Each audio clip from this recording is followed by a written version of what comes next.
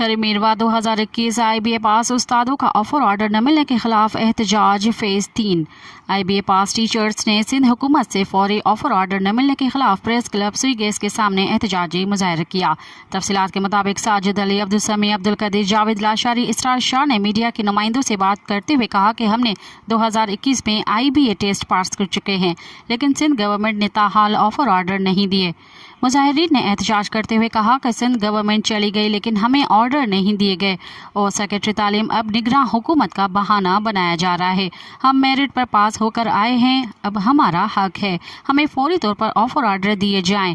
IBA पास teachers का मजीद कहना था कि हमें फौरी तौर ऑर्डर देकर हमारी बेचैनी ख़त्म की जाए, दूसरी सूरत में हम एहतजाज का दायरा वसी करेंगे। जी अस्सलाम वालेकुम। असांजो जेको अॼु हिते मुतालबो आहे उहो इहो ई आहे त जेको PST GST जो प्रोसेस हले पियो 2021 में असां टेस्ट थियूं ऐं असां टेस्टूं क्लियर करे ऐं वेठा आहियूं, पास आहियूं, 40+ असीं पास आहियूं ऐं काबीना जी तरफ़ खां फ़ैसिलो कयो वियो त 2025 जे अगस्त ताईं जेको आहे सो बिना कंहिं रंड रोक जे ही प्रोसेस हलंदो।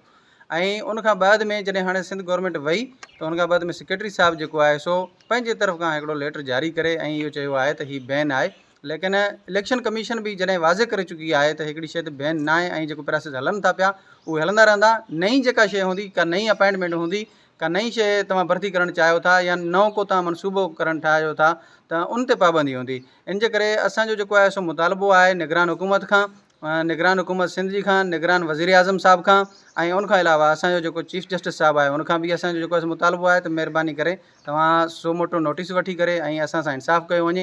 हीअ कंहिं हिकु तालके कंहिं हिकु जो न आहे, बल्कि असांजी पूरी सिंध जे मुस्तक़बिल जो जेको आहे सो उहो मुस्तक़बिल असांजो दाव ते लॻल आहे।